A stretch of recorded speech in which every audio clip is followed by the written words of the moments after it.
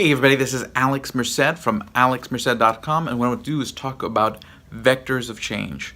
The idea is how change occurs and what are the routes and their speeds and whatnot. Because I think a lot of times people expect different vectors, different methods of change to work faster than they do, and others they don't realize how fast they can change things.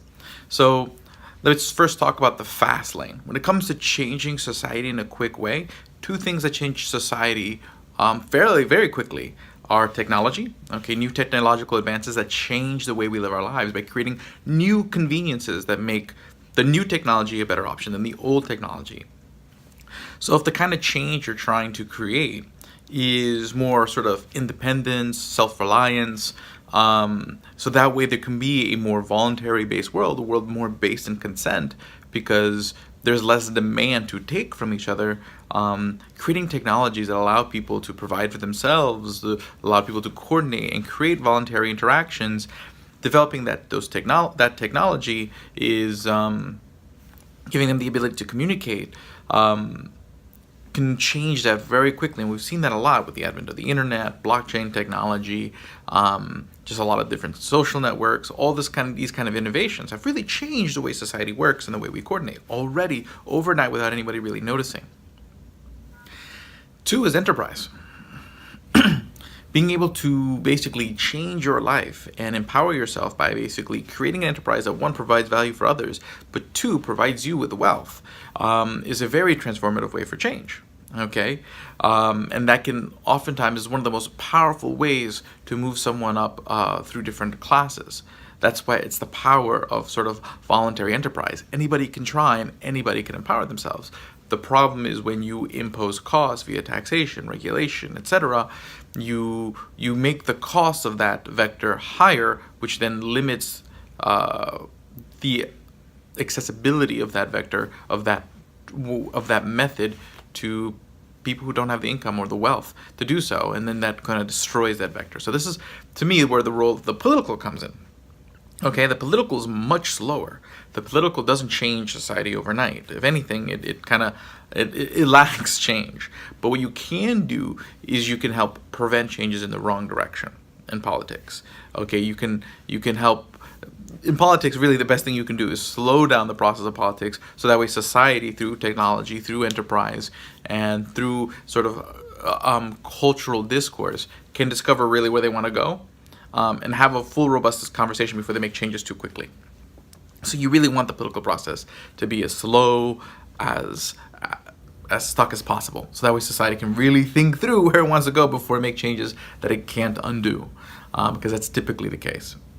So the political is very slow, because bottom line is there has to be a very broad level of consensus. Because while politicians can be corrupt, politicians are, all they care about is winning the next election. So at the end of the day, they're going to vote the way that sort of, basically they're going to go with polls. So at the end of the day, there has to be sort of a broad societal consensus for something to occur in politics.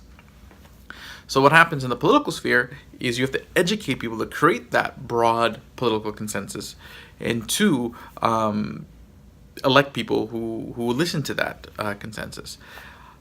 And that takes a lot of time, but there's a function to it, because participating in it at least helps slow down bad changes, consensus to do bad things, that bridge your rights and make the world less voluntary, that violates having more consent in every aspect of our lives.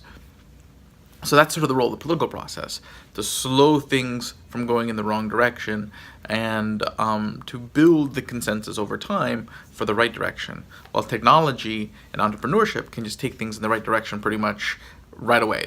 But the idea is that if the political process speeds up, because there is no attention paid to it, because there's no one participating in it that cares about enterprise and technology, that political process can then speed up and quickly quelch the vector of technology, quelch the vector of enterprise.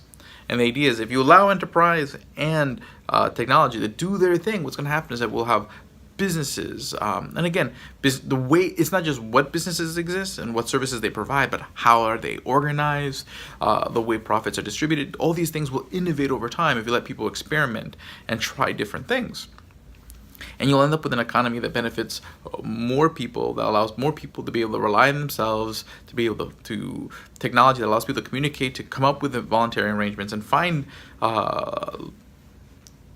people to do the arrangements that they need. So it allows society to evolve in that, okay? And eventually what happens is just that the evolution of technology and enterprise just creates an alternative that's just naturally better than using power, control, force to run society. And it will just naturally shift gears. But that does take time. It takes discovery, okay? Innovation, the market is just naturally going in that direction. We just need to protect free people to be free enough to figure that out. And that's sort of my view of everything.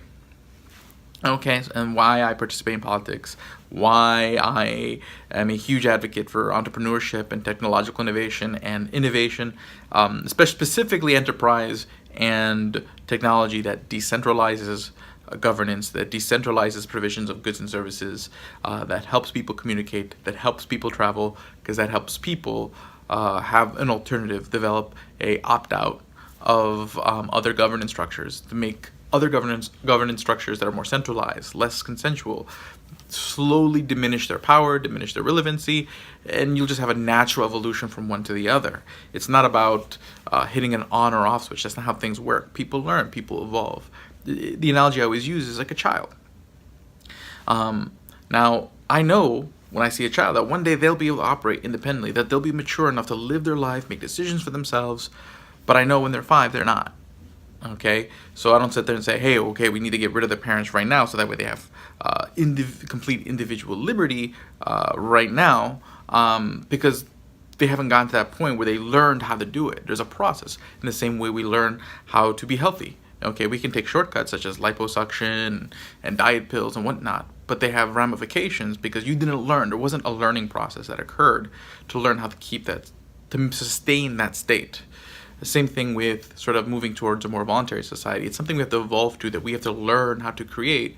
And once we learn how to be a more voluntary society through technological innovation, entrepreneurial innovation, etc., which can happen because the political processes keeps that market free, or free as possible, that shift will occur. So my idea is just, or my goal is just to protect people's freedom, get people looking in the right direction, so that way they try to develop the businesses and the technology to empower people, and for that one day, for that shift to happen. That's sort of my mantra, that's sort of my thought process, and that's the way I think of the world. So when I'm going in politics, small steps in the right direction, to me, are great. And not stepping in the wrong direction is great. And sometimes that is what the political process can give you. But it doesn't necessarily mean you can't make transformative, radical change in other vectors. And that's sort of the goal in the political process, to make sure that radical change can happen in these other vectors, that people can create those opt-outs, those alternatives, etc. So my name is Alex Merced from alexmerced.com. Have a great day and enjoy.